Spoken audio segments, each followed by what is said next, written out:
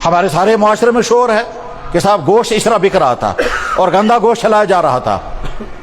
کس قدر ظالم ہے وہ انسان جو یہ زہریلی چیز خود کھا رہا ہے اور اپنی قوم کو کھلا رہا ہے۔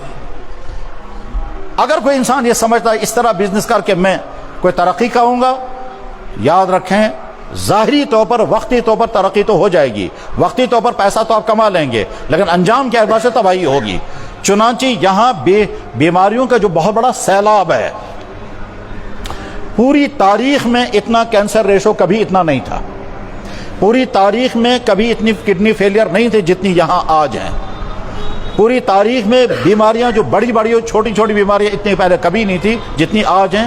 حالانکہ جتنی فیسلٹیز آج ہیں زندگی کی، اتنی فیسلٹی پہلے کبھی نہیں تھی، اتنے اچھے کھانے پہلے کبھی نہیں تھے، اتنا صاف پانی نہیں پہلے کہیں نہیں تھا، اتنی سہولیات پہلے کبھی نہیں تھی۔ پہلے انسانوں کو گرمی سے بچنے کے لیے کشمیری جانتے بھی نہیں تھے فین کیا ہوتا ہے، اور سردی سے بچنے کے لیے ان کے پاس لے دے کر ایک کانگڑی تھی، اس کے علاوہ کچھ نہیں تھا، اس کے علاوہ اور کچھ نہیں، نیچے چٹائیاں اوپر سے کانگڑی، یہی ان کا سہارا تھا، لیکن اتنی بیماریاں نہیں تھی۔ آج قسم قسم کے وسائل ہیں، اتنی سہولیات ہیں کہ جناب اے سی بھی لگے ہوئے ہیں، گرمیوں کے اے سی الگ ہیں، سردیوں کے اے سی الگ ہیں، حمام بھی ہیں، پینلنگیں بھی ہیں، قالین بھی ہیں، کھانے کی چیزیں بھی ہیں، دوائیاں بھی ہیں، سب کچھ ہے، لیکن اس کے باوجود بیماریوں کا سیلاب۔ ان سیلابوں کی ایک وجہ ہے حرام کمائی، کہ جس چیز کو لے کر ہم نے مزہ کیا وہ چیز ہمارے یہاں اندر بیماریاں منتقل کرتی ہے۔ ہمارے معاشرے میں ظلم کی عجیب عجیب قسمیں چل رہی ہیں۔ وہ ڈاکٹر جو پیشنٹ کا علاج کرتے ہوئے یہ دیکھتا ہے کہ مجھے اس سے کتنا پیسہ کمانا ہے، اسی لیے وہ غلط ٹیسٹ بھی کرائے گا، غیر ضروری ٹیسٹ بھی کرائے گا، دوائیاں لکھے گا خاص کمپنی کی۔ ابھی چند دن 2 دن پہلے میرے ایک قریبی بھائی نے مجھ سے کہا کہ فلاں آدمی پر اتنا قرضہ ہے۔ میں نے کہا، میں سوچنے لگا اس پر قرضہ کیوں، اس کی تو آمدنی بہت ہے، تو قرضہ کیوں ہے؟ تو بعد میں پتا چلا کہ وہ ساری ڈپلیکیٹ دوائیاں بیچ رہا ہے، اور ڈپلیکیٹ دوائیاں بیچتے بیچتے پایا کچھ نہیں، قرضے میں ڈوب گیا، اور ڈپلیکیٹ دوائیاں بیچ کر کے وہ سمجھ رہا میں پیسے کما رہا ہوں، اور آگے چل کر کے قرض میں ڈوب گیا، اور قرض میں ڈوب گیا یہاں تک کہ اب پلان یہ بن رہے ہیں کہ ہم کہیں زکوٰۃ مانگیں گے، مگر زکوٰۃ کیسے مانگیں گے؟ ادھر سے تو مکان ہائی فائی ہے، ادھر سے تو سٹیٹس بہت اچھا ہے، لوگ سمجھتے ہیں عزت بھی کر رہے ہیں۔ وجہ وہی ہے، ہمارے معاشرے میں کس طبقے کی طرف سے کس پر کیا ظلم، کس فرد کی طرف سے کس پر کیا ظلم ہے، اس میں مالی معاملات کا بدترین حال ہے۔ دفتروں میں رشوت، یہ دراصل دفتر والوں کی طرف سے، چاہے وہ افسر ہو، چاہے ملازم ہو، چاہے ماتحت، چاہے چپراسی ہو، رشوت کی جتنی قسمیں ہیں یہ دراصل ان آدمیوں پر ظلم ہے جن کا کام دفتر سے جڑا ہوا ہوتا ہے۔ اور یہ ظلم اتنا عام ہو چکا ہے کہ جس کو کوئی حد ہی نہیں ہے، یہاں تک کہ بعض دفعہ دینی اداروں میں بھی یہ پہنچ گیا۔ مسجد کے منتظمین مسجد کا پیسہ کھا رہے ہیں،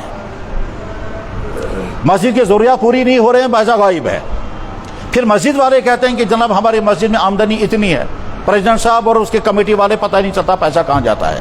اب جب ان سے کہتے ہیں حساب، انہوں نے کمیٹی بدل دی، یتیم خانے والے یتیموں کے نام پر پیسہ جمع کریں گے اور خود کھائیں گے، دکاندار جو ہیں وہ فراڈ مال بیچ کر کے پھر پیسہ کمائیں گے، دوائی بیچنے والے نقلی دوائیاں خریدیں گے، اور ان کو معلوم ہے کہ یہ نقلی دوائی ہے، اس کے باوجود نقلی دوائی وہ اس لیے کیونکہ مارجن زیادہ اسی میں ہے، اوریجنل دوائیاں بیچیں گے، کمپنیوں والے فراڈ دوائیاں بنائیں گے۔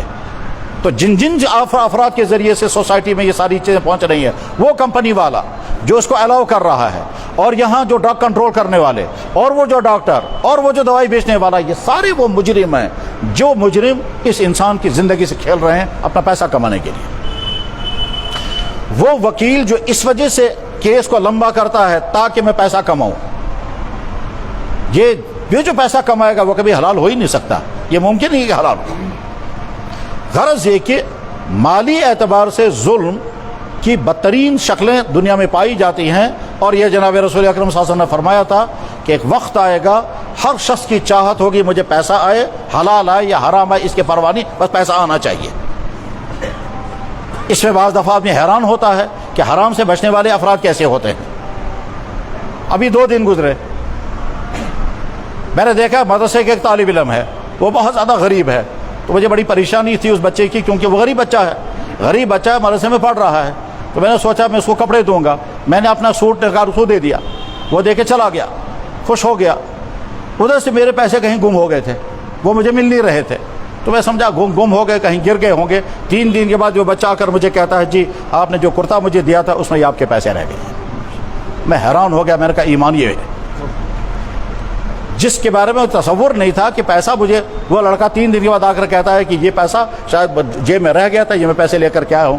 میں نے کہا یار اتنا پیسہ تم بطور انعام کے رکھ لو تمہاری ایمانداری پر. ہر انسان یہ دیکھے کہ اللہ نے مجھے جوانی دی ہے, جسم کے تمام اعضاء دیے ہیں, میں اس جسم کا غلط استعمال نہیں کروں گا. اگر کروں گا دوسرے والے پر ظلم بعد میں ہوگا, پہلے اپنے پر ظلم ہوگا. جس انسان کو اللہ نے بزنس دیا ہے, اس بزنس کا اگر وہ غلط استعمال کرتا ہے, یعنی اس طرح سے بزنس کرتا ہے جس سے کسٹمروں سے پیسہ کھینچنا مقصود ہو اور کوئی مقصد نہ ہو, یہ جو پیسہ کھینچ رہا ہے وہ غلط ریٹ لگا کر, جھوٹی قسمیں کھا کر. مجھے میرے بھائی نے بتایا, کہنے لگا جناب میں نے توبہ کر لی, مگر میں بتاتا ہوں ہم کیا کرتے تھے. کہنے لگا میں کیا کرتے تھے, کہنے لگا 10 روپے کی چیز 100 روپے کے بیچتے تھے. میں نے کہا خریدار کیسے خریدتا ہے, کہنے لگا جب ہم قسمیں کھائیں گے. اور قسمیں کھانے کا انداز, کہنے لگا قسمیں کھاتے ہیں ہم خود اللہ کی قسم, نبی کی قسم, ایک ہی میرا بیٹا سوئی مریم, ٹھیک چند قسم. میں کہا ساری, وہ گھبرا جاتا ہے قسمیں سن کر, پھر بھی کہتا اچھا کچھ کم کرو. میں کہتا ہوں ٹھیک ہے تمہارے لیے میں کم کرتا, چلو 10 روپے کم. وہ کہتا نہیں اور کم کرو, چلو 20 روپے کم. اب وہ خوش ہو گیا کہ میں نے 20 روپے کم کرائے, اور میں خوش ہو گیا کہ میں نے اس سے 60 روپے کما لیے. 70 روپے کما لیے میں نے. 10 کی چیز 80 روپے میں بیچی, وہ خوش ہے کہ میں نے کم کرا لیا, اور میں خوش ہوں میں نے 70 کما لیا.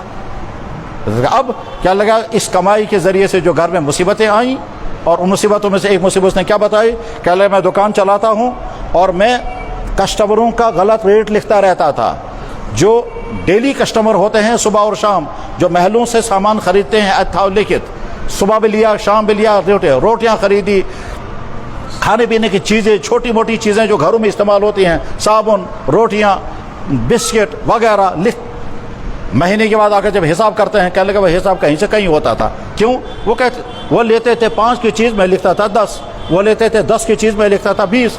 اب یہی سال ہر سال کرتا رہا, بہت پیسہ کمایا. پھر کیا لگا ایک ہی بیٹی ہے اور اسی کو بلڈ کینسر ہو گیا. تو ہوتا ہی یہی. مجھے یاد ہے کہ کافی عرصہ پہلے جب ایک شخص نے مجھے فون کیا دلی سے, کہنے لگا جناب بہت پاکر کاروبار کر رہا. میں تو بس ٹھیک.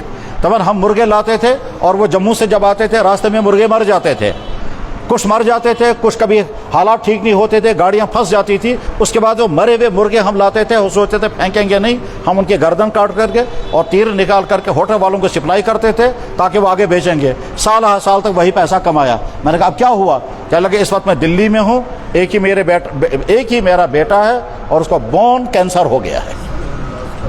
پھر کہتا تھا وہاں دعا کرو اللہ تعالیٰ اس کو شفا عطا فرمائے, بون کینسر یا بلڈ کینسر, اب یاد بھی نہیں رہا.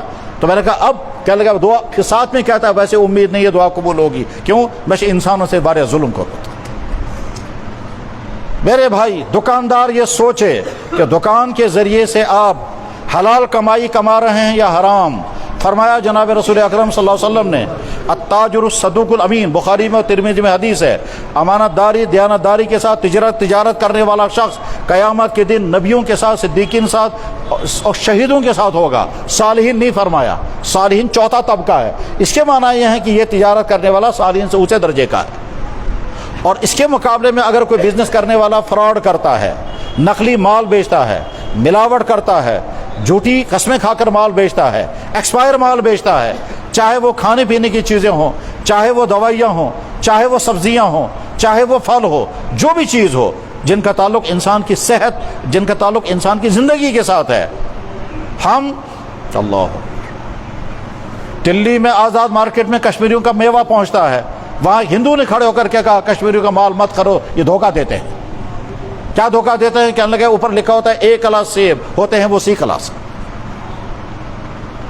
یہیں سری نگر شہر میں ایک صاحب تھے, وہ بہت بڑے افسر تھے اور زعفران کے سائنٹسٹ تھے.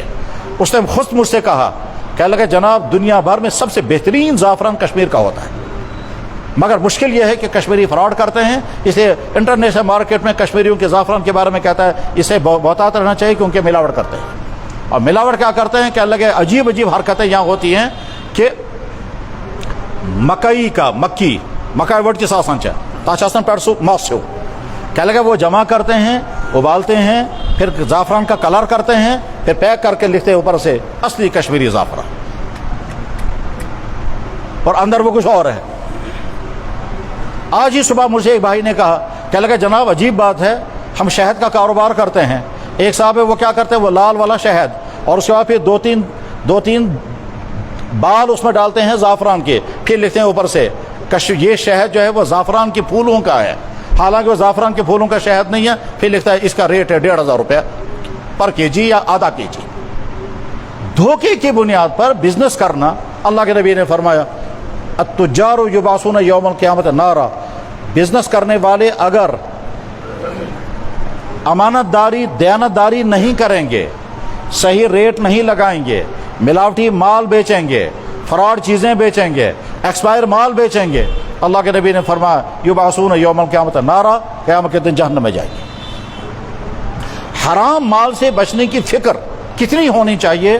جناب رسول اللہ صلی اللہ علیہ وسلم کے خاندان میں جو بہت زیادہ پیار، خاندان تو سارے پیارے تھے، اللہ کے نبی علیہ السلام کی بیٹی حضرت فاطمہ، آپ نے فرمایا جنت کی تمام عورتوں کی سردار فاطمہ ہیں۔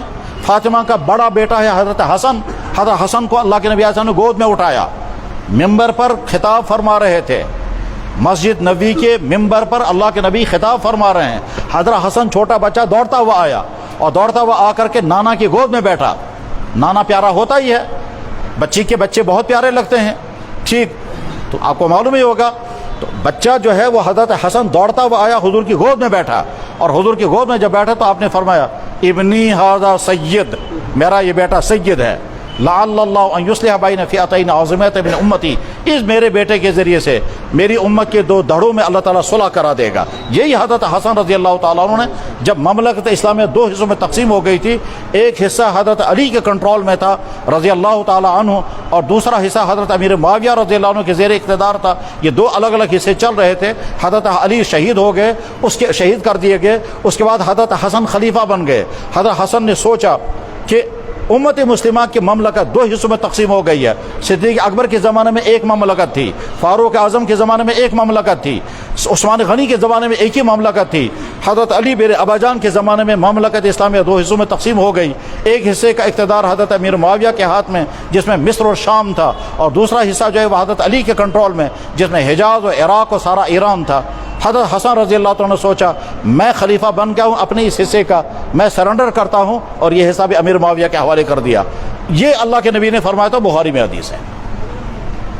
اس حسن کے ذریعے اللہ میری امت کے دو طبقوں کو جوڑ دے گا۔ چنانچہ جب وہ مملکت اسلامیہ ایک بن گئی، اس کے بعد اسی طرح سے اسلامی فتوحات کا سلسلہ شروع ہوا، اور ان ملکوں کا اسلام پہنچا جہاں اس سے پہلے اسلام نہیں پہنچا تھا۔ یہ حضرت حسن جس کے بارے میں اللہ کے نبی نے فرمایا حسن اور حسین جنت کے تمام جوانوں کے سردار ہیں، یہ حسن رضی اللہ عنہ حضور کے گھر آئے، اللہ کے نبی علیہ السلام کے گھر آئے تو وہاں ایک بوری کے اندر کھجوریں رکھی تھی، وہ کھجوریں تھیں زکوٰۃ کی، بیت المال کی۔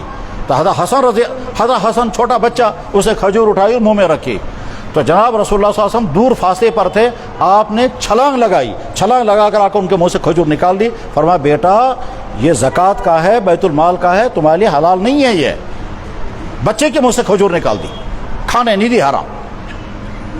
جو چیز اسلام نے حرام کر دی ہے اس سے بچنے کی فکر کرنی چاہیے۔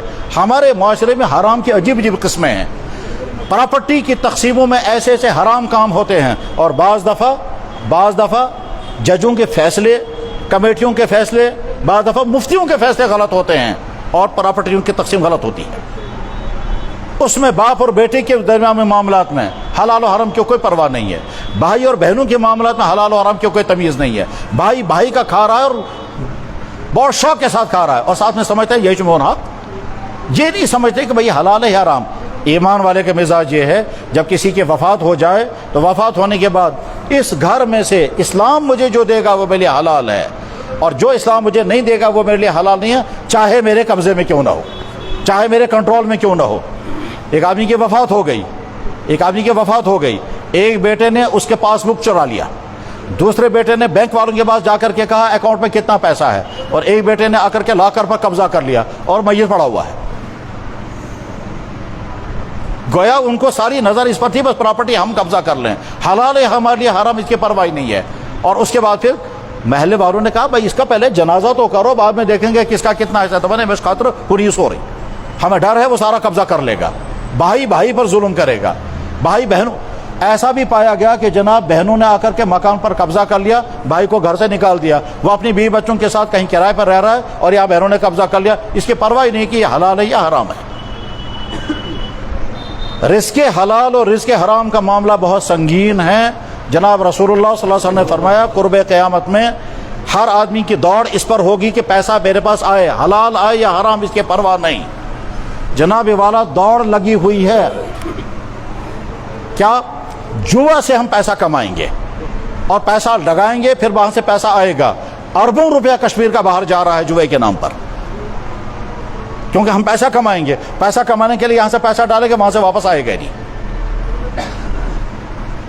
فلاں جگہ ہم پیسہ ڈالیں گے, اتنا آئے گا, نہیں آئے گا تو تھوڑا پیسہ چلا جائے گا.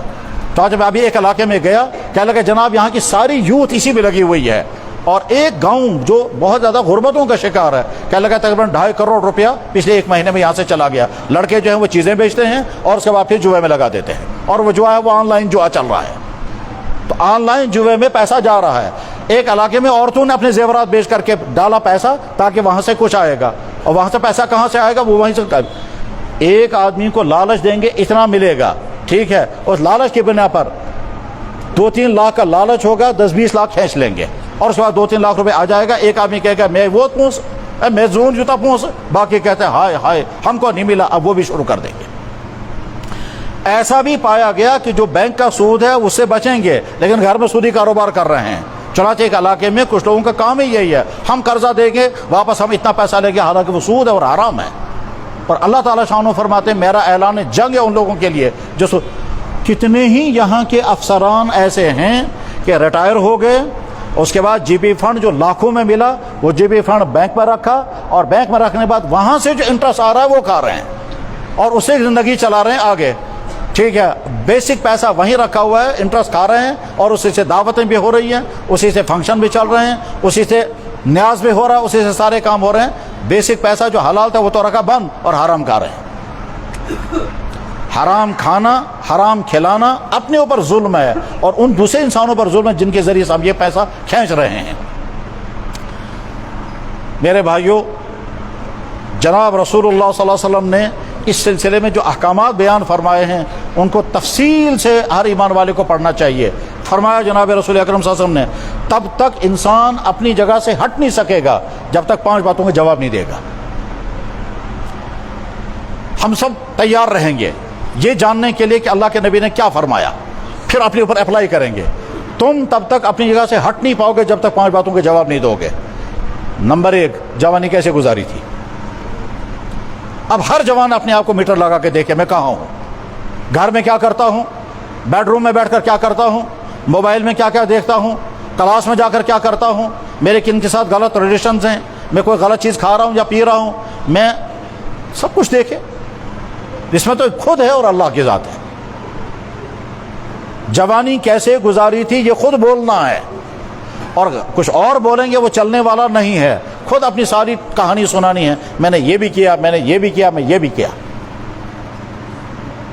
لن تزول, نہیں ہٹ سکیں گے قدما ابن آدم, آدم کے قدم اپنی جگہ سے ہٹ نہیں سکتے. حتی یسأل عن 5, جب تک 5 باتوں کے بارے میں جواب نہیں دیا جائے گا.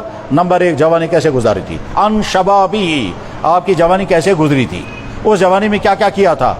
اور اس طرح کی حدیث سن کر کبھی سننے والا گھبرا جاتا ہے, وہ سوچتا ہے کہ میں نے تو بہت کچھ کیا ہے, اب میں کیا کروں گا.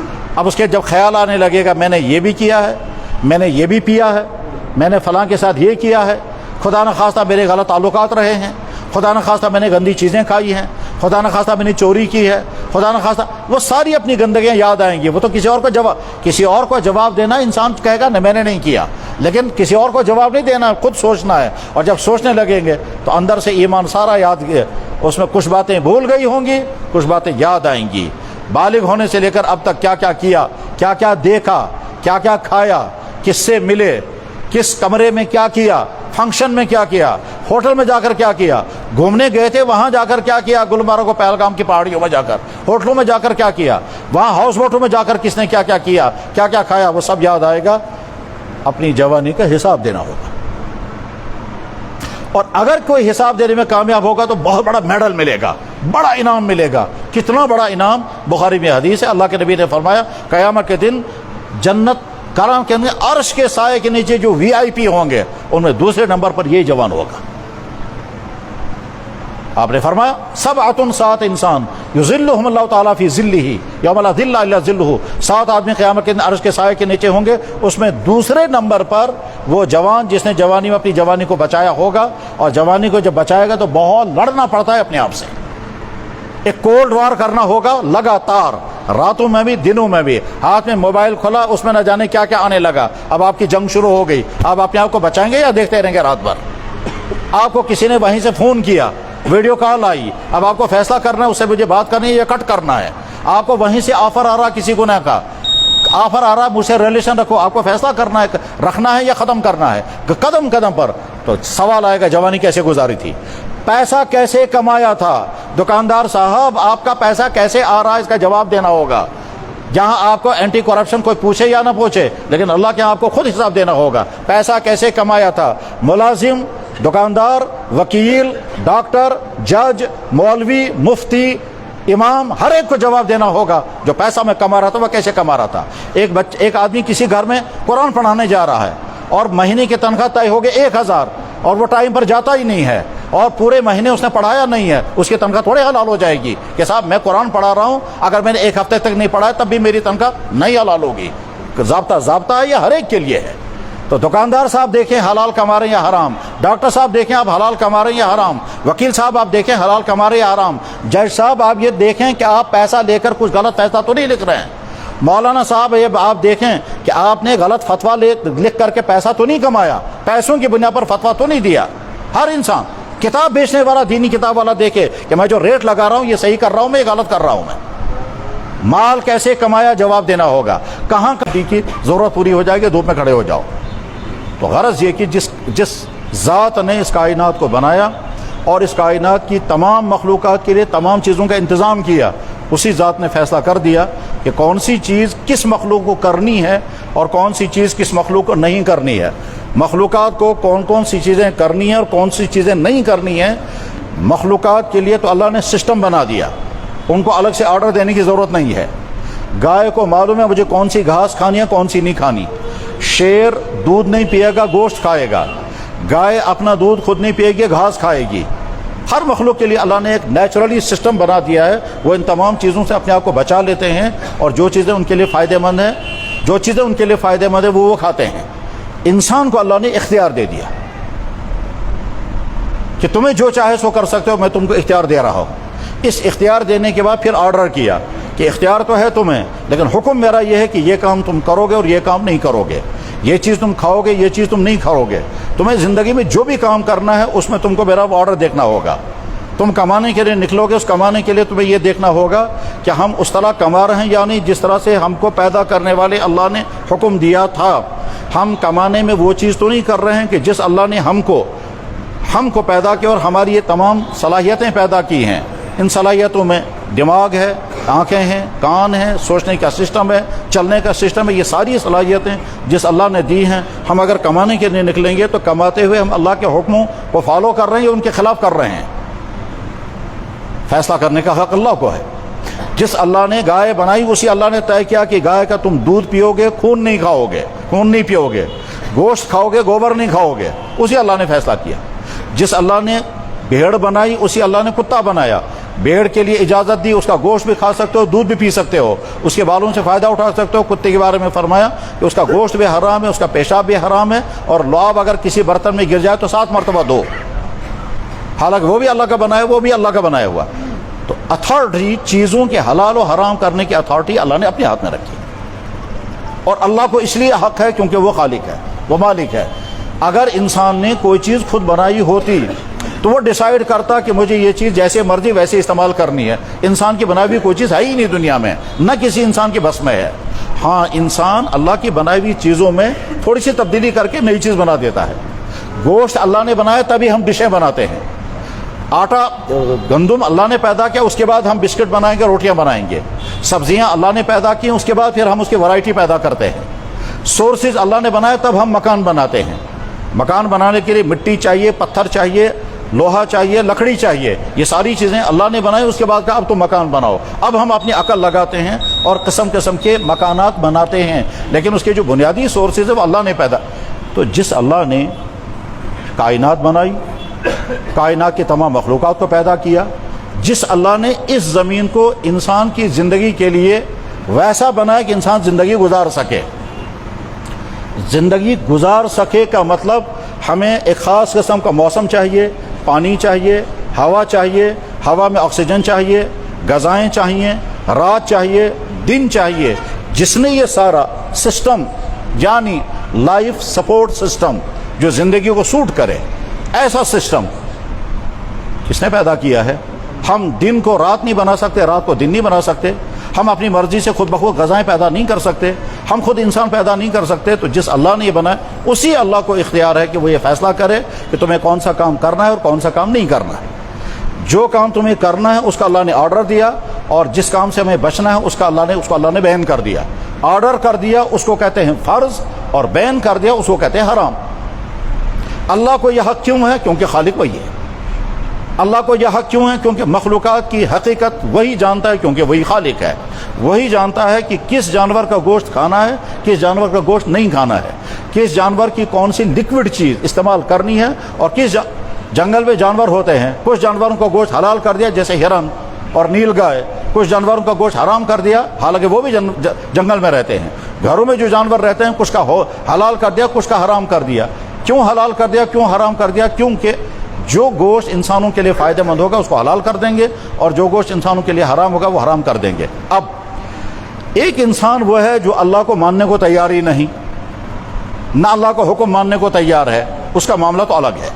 ان کے تو اللہ تعالیٰ فرماتے ہیں کہ جو نہ مجھے ماننے کو تیار ہے نہ میرا حکم ماننے کو تیار ہے وہ جانوروں سے زیادہ بدتر ہے اللہ کی مخلوق. پر اللہ خود فرما رہے ہیں انہم الا کالانعام بل ہم اضل, وہ جانور بلکہ جانوروں سے زیادہ بدتر ہیں. ان انسانوں کے بارے میں اللہ فرماتے ہیں جو اللہ کو نہ مانیں جیسا اللہ ہے اور اللہ کے حکم کو ماننے کو تیار نہیں, تو ان کو اللہ فرما رہے ہیں یہ بدترین مخلوق ہے. اللہ نے خنزیر کو بدترین مخلوق نہیں کہا, حرام ہے وہ. کتے کو بدترین مخلوق نہیں کہا, حالانکہ اس کا پیشاب بھی ناپاک, اس کا لعاب اتنا زیادہ خطرناک ہے کہ 7 مرتبہ دھونے کا حکم ہے. بخاری میں حدیث ہے, ساری حدیث کتابوں میں ہے. جس اللہ نے اس کو بنایا وہی اللہ فرما رہے ہیں. وہ اللہ کے نبی نے فرمایا کہ جب تمہارے برتن میں کتا منہ ڈال دے تو 7 مرتبہ برتن کو دھونا, اور 1 مرتبہ ہے 8ویں مرتبہ مٹی سے مانجنا. اس لیے امام احمد بن حنبل کہتے ہیں 8ویں مرتبہ مٹی سے مانجنا پڑے گا.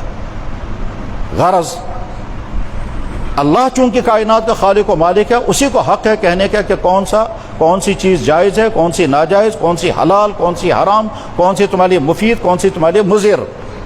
جو چیزیں اللہ نے بندوں کے لیے حرام کی ہیں, ایمان والے کی ذمہ داری ہے کہ وہ اچھی طرح سے سمجھے کہ میرے اللہ نے کون کون سی چیزیں میرے لیے حرام کی ہیں. اللہ تعالیٰ شانہ قرآن کریم میں ایمان والوں کا مزاج بتاتے ہیں. انما کان قول المؤمنین اذا دعوا الی اللہ ورسولہ ان یقولوا سمعنا واطعنا. ایمان والے کا مزاج تو یہ ہے کہ جب اس کے سامنے کہا جائے کہ اللہ کا حکم ہے, اللہ کے نبی کا حکم, فوراً سر جھکائے گا. اللہ کا حکم. کم سے کم اس کی اگر مثال دی جا سکتی ہے تو وہ یہ کہ اگر خدا نہ خواہ تو کوئی ایسی بیمار ہو جائے اور وہ ڈاکٹر کے پاس جائے تو اس ارادے کے ساتھ جائے گا کہ ڈاکٹر جن چیزوں کو مجھے بین کر دے گا, منع کر دے گا, مجھے ان سے پرہیز کرنا ہے کیونکہ صحت کا معاملہ ہے. اب فرض کرتے ہیں ڈاکٹر نے اس کی بہت فیوریٹ ڈش بین کر دی. مثلا اس کو گوشت کھانے کا بہت شوق تھا, پیزا کھانے کا بہت شوق تھا, پھل کھانے کا بہت شوق تھا, نہیں چھوڑ دیجئے. اس کو ڈرائی فروٹ کھانے کی بہت عادت تھی, اور ڈاکٹر نے کہا آپ کو یہ چیز بند کرنی ہوگی تو کرنی پڑے گی. اس وقت یہ نہیں کہے گا کہ صاحب ڈاکٹر نے بڑا ظلم کیا, یہ مزیدار چیز میرے لیے کیوں حرام کر دی. اس وقت اس انسان کا خیال یہ ہوگا کہ ڈاکٹر میرا ہمدرد ہے, یہ اس کی ڈیوٹی ہے, اس نے پڑھا ہے, مجھ سے فیس اس نے اسی لیے لی ہے, یا یہ تنخواہ اسی چیز کی کھا رہا ہے, اس لیے جو چیز مجھے بیان کرو مجھے پرہیز کرنا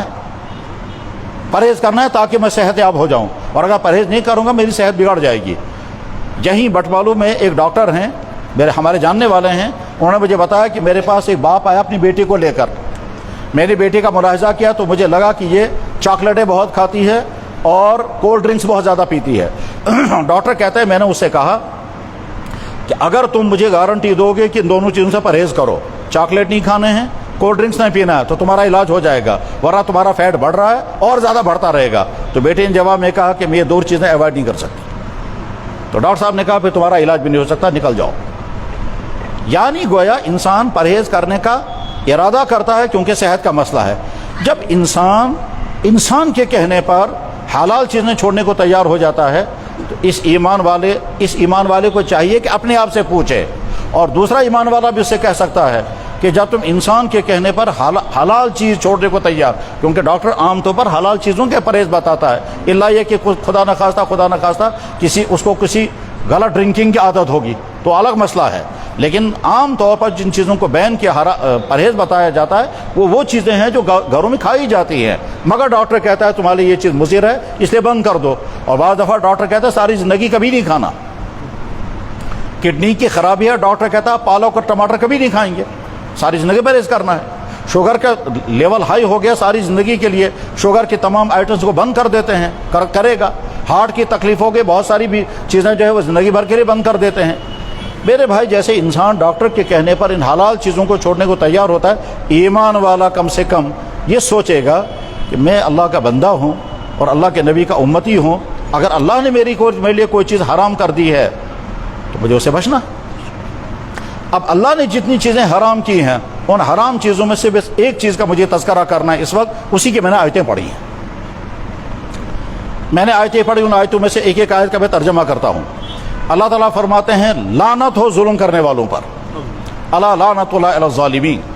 اللہ تعالیٰ شان و فرماتے ہیں یہ مت سمجھنا کہ اللہ غافل بیٹھا ہے ان انسانوں سے جو ظلم کرتے ہیں، ولا تحسبن اللہ غافلا عما یعمل الظالمون۔ اللہ تعالیٰ شان و فرماتے ہیں اللہ کسی انسان پر ظلم نہیں کرتا، لیکن انسان انسانوں پر ظلم کرتے ہیں۔ اللہ کے نبی علیہ السلام نے فرمایا یقول اللہ جل شانہ کہتے ہیں۔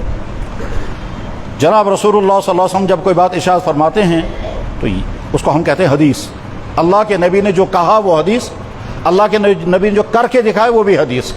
ایک کو کہتے ہیں قول رسول، ایک کو کہتے ہیں فعل رسول، بلکہ ایک چیز اور بھی حدیث ہوتی ہے، اور وہ یہ کہ اللہ کے نبی علیہ السلام کی موجودگی میں کسی نے کوئی کام کیا اور آپ نے دیکھا اور منع نہیں کیا، یہ بھی حدیث ہے، یہ بھی الاؤ ہو جاتا ہے۔ بلکہ ایک چیز اور بھی حدیث ہے جس کا تذکرہ عام طور پر نہیں ہوتا ہے، اللہ کے نبی کی جو جسمانی ذاتی حالات ہیں وہ بھی حدیث ہے، صفات رسول، احوال رسول۔ تو اقوال رسول، افعال رسول، تقریرات رسول اور صفات رسول یہ سب حدیث ہے۔ اور دنیا میں کسی شخص چاہے وہ نبی ہو چاہے غیر نبی ہو، کسی شخص کے تمام اقوال اور افعال، کسی شخص کی تمام باتیں اور اس کے تمام ایکشن ریکارڈ میں نہیں ہیں، صرف جناب رسول اکرم کی ذات ایسی ہے، ان کے تمام چیزیں موجود ہیں، حتیٰ کہ وہ چیزیں جو تنہائی میں ہوتی ہیں، وہ چیزیں جو بظاہر حیا کے خلاف ہیں وہ بھی حدیثوں میں بیان ہوتی ہیں، پرائیویٹ معاملات بھی ازواج مطہرات بیان کرتی ہیں۔ تو جناب رسول اکرم صلی اللہ علیہ وسلم جب کوئی بات ارشاد فرماتے وہ حدیث ہے، اس حدیث میں کبھی اللہ کے نبی علیہ السلام اللہ کا پہلے حوالہ دیتے ہیں، یعنی جناب رسول اکرم صلی اللہ علیہ وسلم بات کہیں گے اس سے پہلے کہیں گے اللہ یہ کہتا ہے، تو جس میں اللہ کے نبی اللہ کا ریفرنس دیں اور ریفرنس دے کر پھر آگے بات ارشاد فرمائیں، اس کو کہتے ہیں حدیث قدسی۔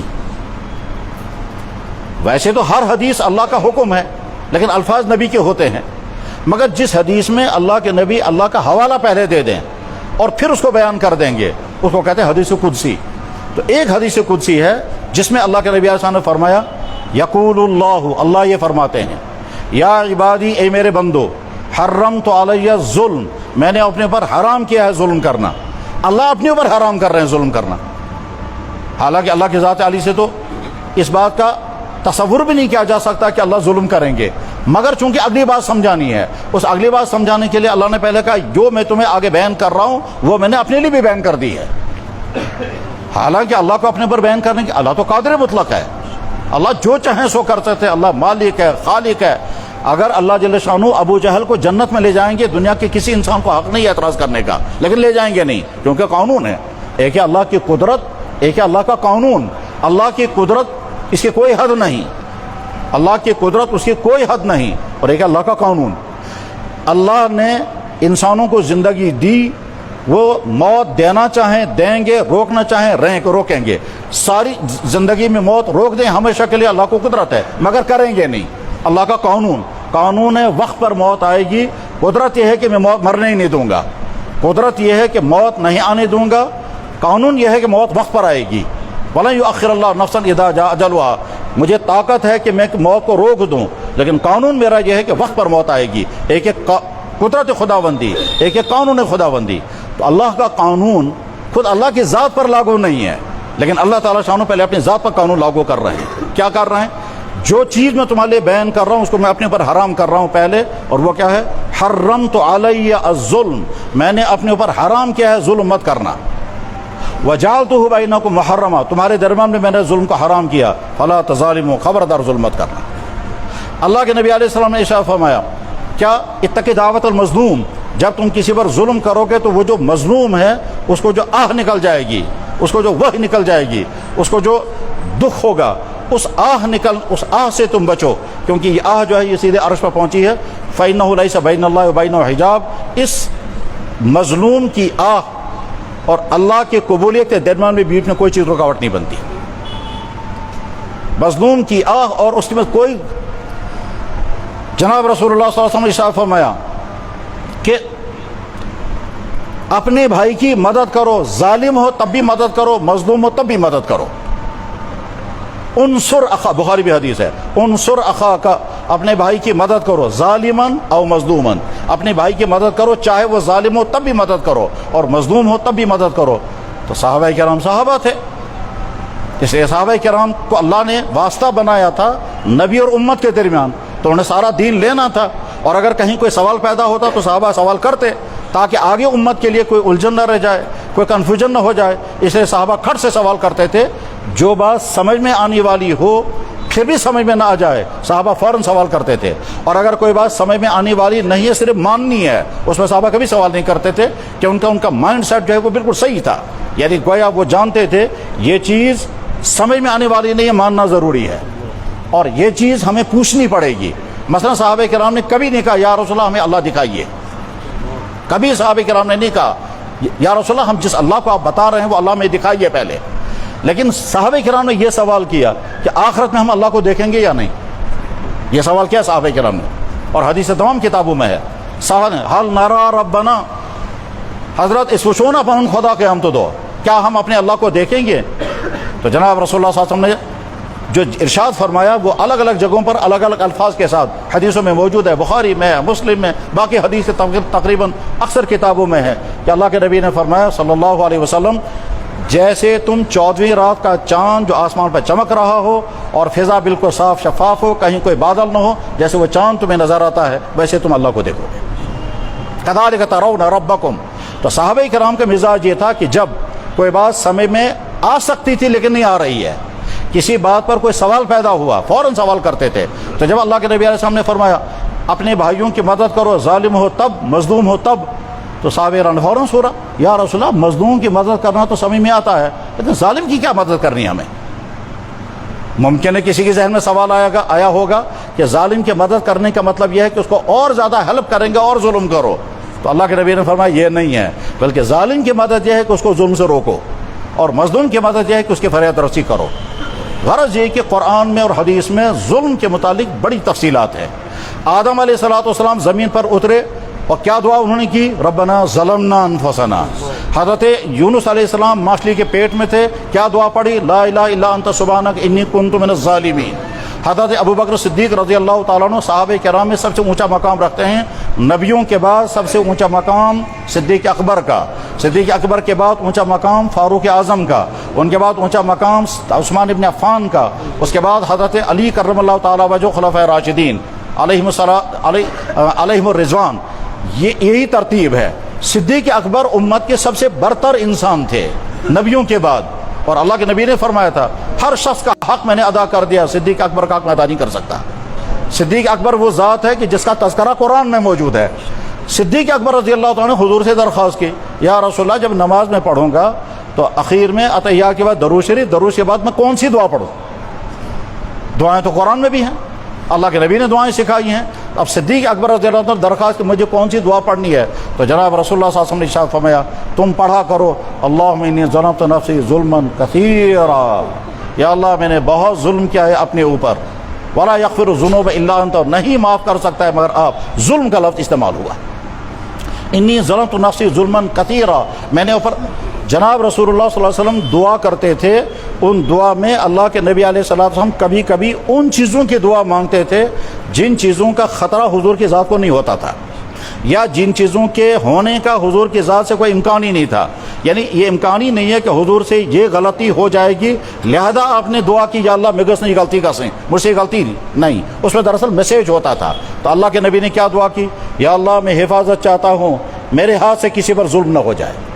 اللہ بنی اعوذ بک ان اظلم او اظلم، یا اللہ میں حفاظت چاہتا ہوں میں گمراہ نہ ہو جاؤں، یا اللہ میں حفاظت چاہتا ہوں میں جہالت نہ کروں، یا اللہ میں حفاظت چاہتا ہوں میں پھسل نہ. تو آپ نے دعا کی یا اللہ ایسا نہ میرے ہاتھ سے کسی پر ظلم ہو جائے.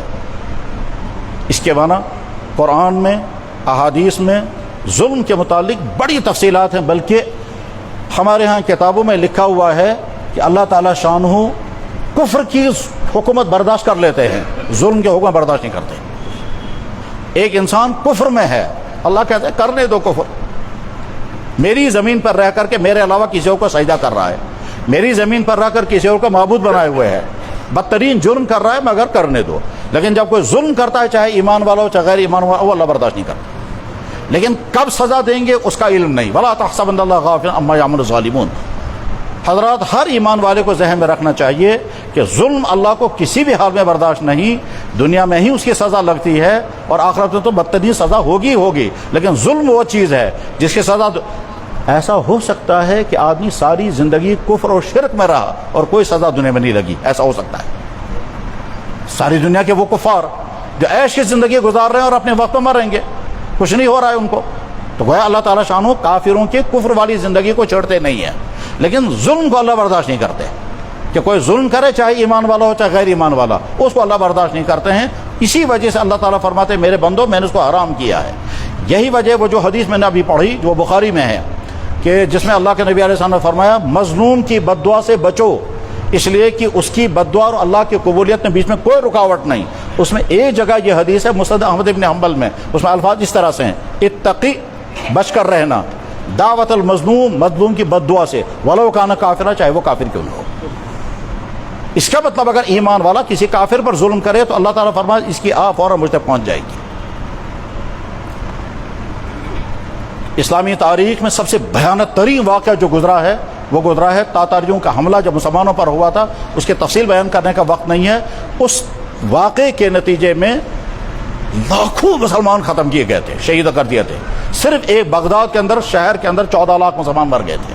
مجموعی طور پر تقریباً 70-80 لاکھ انسان چنگیز خان، بھلاکو خان، جوجی خان اور دوسرے کون کون خان تھے، وہ 2-3 نسلیں رہی ہیں، وہ تاتاریوں کی جنگ میں مارے گئے. اس جنگ کا ایک سبب یہی ہوا تھا کہ مسلمان کے ہاتھ سے ظلم ہوا تھا. اور کہتے ہیں، میں نے کتاب میں بھی پڑھا ہے تاریخ میں، کہ چنگیز خان پہاڑی پر چڑھا اور پہاڑی پر چڑھ کر کہتا تھا او مسلمانوں کے خدا، ان مسلمانوں نے ہم پر ظلم کیا، اب میں یہ تیاری کر رہا ہوں میری مدد کرنا. وہ پہاڑی پر 3 دن رہا ہے چنگیز خان، اور وہ یہ خدا کو تو نہیں مانتا تھا لیکن کہتا تھا اوپر کوئی سپریم پاور ہے. تو کہتا ہے او سپریم پاور، جس کو مسلمان کہتے ہیں تو تو انصاف والا ہے، ان مسلمانوں نے ہم پر ظلم کیا ہے یا ہمارے تاجروں پر ظلم کیا ہے، میں نے تیاری کی ان پر حملہ کرنے کی، میری مدد کرنا. خیر ابھی ہمیں اس کو تو اللہ جل شانہ ظلم کی قسمیں بس اس کو سمجھنا ہے. ظلم کی ایک قسم وہ ہے جو انسان اپنے اوپر کرتا ہے.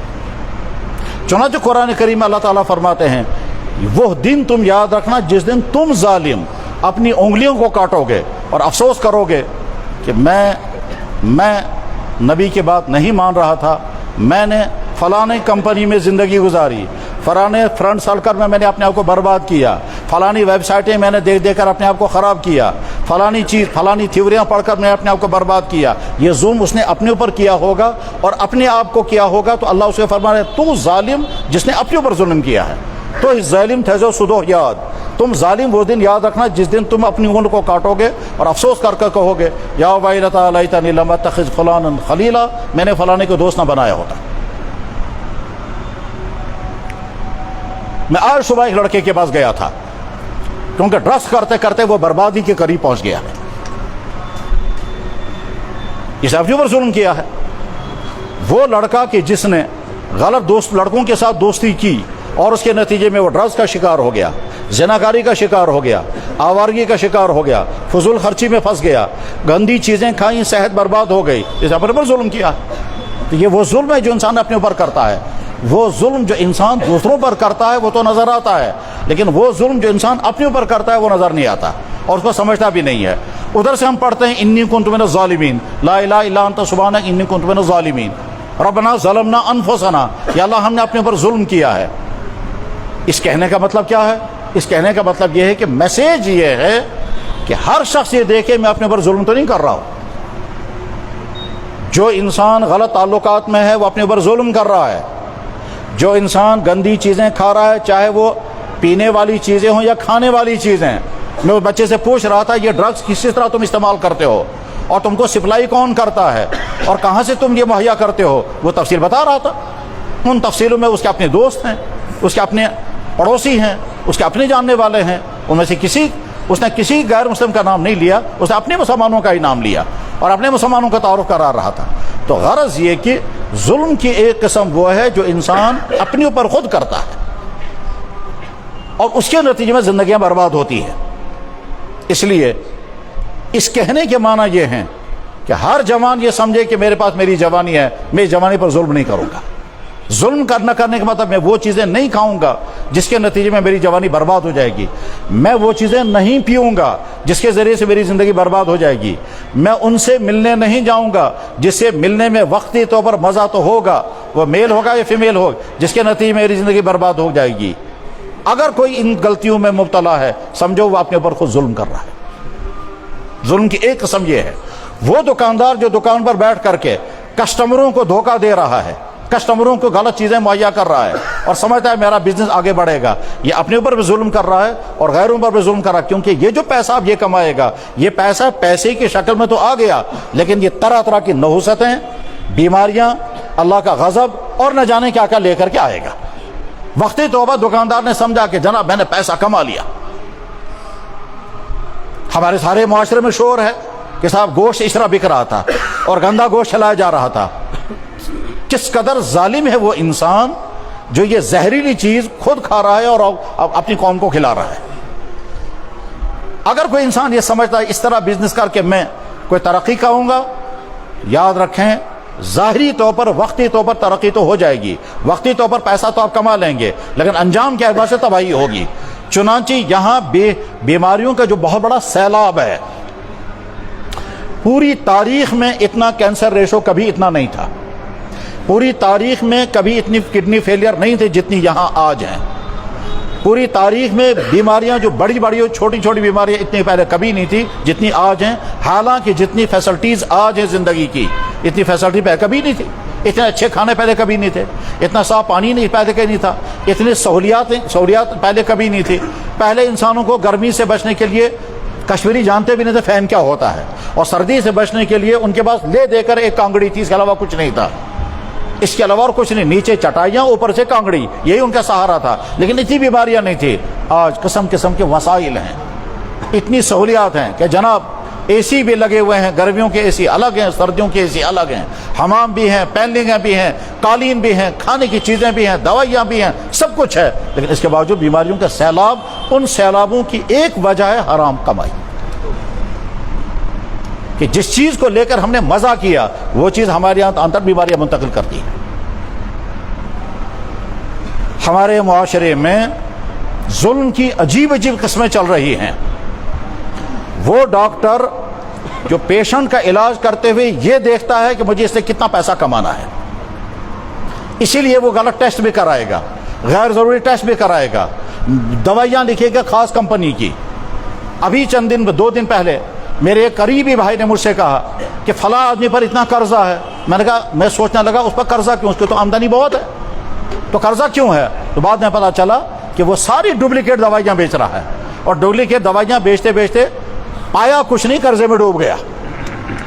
और डुप्लीकेट दवाइयाँ बेच करके वो समझ रहा मैं पैसे कमा रहा हूँ, और आगे चल करके कर्ज में डूब गया। और कर्ज में डूब गया यहाँ तक कि अब प्लान ये बन रहे हैं कि हम कहीं ज़कात मांगेंगे, मगर ज़कात कैसे मांगेंगे? उधर से तो मकान हाई फाई है, उधर से तो स्टेटस बहुत अच्छा है, लोग समझते हैं, इज्जत भी कर रहे हैं। वजह वही है, हमारे मुआशरे में किस तबके की तरफ से किस पर क्या जुल्म, किस फर्द की तरफ से किस पर क्या जुल्म है, उसमें माली मामलात का बदतरीन हाल है। दफ्तरों में रिश्वत, ये दरअसल दफ्तर वालों की तरफ से, चाहे वो अफसर हो, चाहे मुलाजिम हो, चाहे मातहत, चाहे चपरासी हो, रिश्वत की जितनी किस्में हैं ये दरअसल उन आदमियों पर जुल्म है जिनका काम दफ्तर से जुड़ा हुआ होता है। और ये जुल्म इतना आम हो चुका है कि जिसको कोई हद ही नहीं है, यहाँ तक कि बाज़ दफ़ा दीनी इदारों में भी ये पहुँच गया। मस्जिद के मुंतज़मीन मस्जिद का पैसा खा रहे हैं,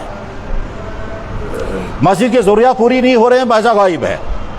फिर मस्जिद वाले कहते हैं कि जनाब हमारी मस्जिद में आमदनी इतनी है, प्रेसिडेंट साहब और उसके कमेटी वाले पता नहीं चलता पैसा कहाँ जाता है। अब जब उनसे कहते हैं हिसाब, उन्हें कमेटी बदल दी। यतीम खाने वाले यतीमों के नाम पर पैसा जमा करेंगे और खुद खाएंगे। दुकानदार जो हैं वो फ्रॉड माल बेच करके फिर पैसा कमाएंगे। दवाई बेचने वाले नकली दवाइयाँ खरीदेंगे और उनको मालूम है कि ये नकली दवाई है, इसके बावजूद नकली दवाई वो इसलिए क्योंकि मार्जिन ज़्यादा उसी में है, ओरिजिनल दवाइयाँ बेचेंगे। कंपनियों वाले फ्रॉड दवाइयाँ बनाएंगे। तो जिन अफराद के ज़रिए से सोसाइटी में ये सारी चीज़ें पहुँच रही हैं, वो कंपनी वाला जो इसको अलाउ कर रहा है, और यहाँ जो ड्रग कंट्रोल करने वाले, और वो जो डॉक्टर, और वो जो दवाई बेचने वाला, ये सारे वो मुजरिम हैं जो मुजरिम इस इंसान की ज़िंदगी से खेल रहे हैं अपना पैसा कमाने के लिए। वो वकील जो इस वजह से केस को लंबा करता है ताकि मैं पैसा कमाऊँ, ये जो पैसा कमाएगा वो कभी हलाल हो ही नहीं सकता, ये मुमकिन नहीं कि हलाल हो। गरज ये कि माली एतबार से जुल्म की बदतरीन शक्लें दुनिया में पाई जाती हैं, और यह जनाब रसूल अकरम सल्लल्लाहु अलैहि वसल्लम ने फरमाया था कि एक वक्त आएगा हर शख्स की चाहत होगी मुझे पैसा आए, हलाल आए या हराम आए, इसके परवाह नहीं, बस पैसा आना चाहिए।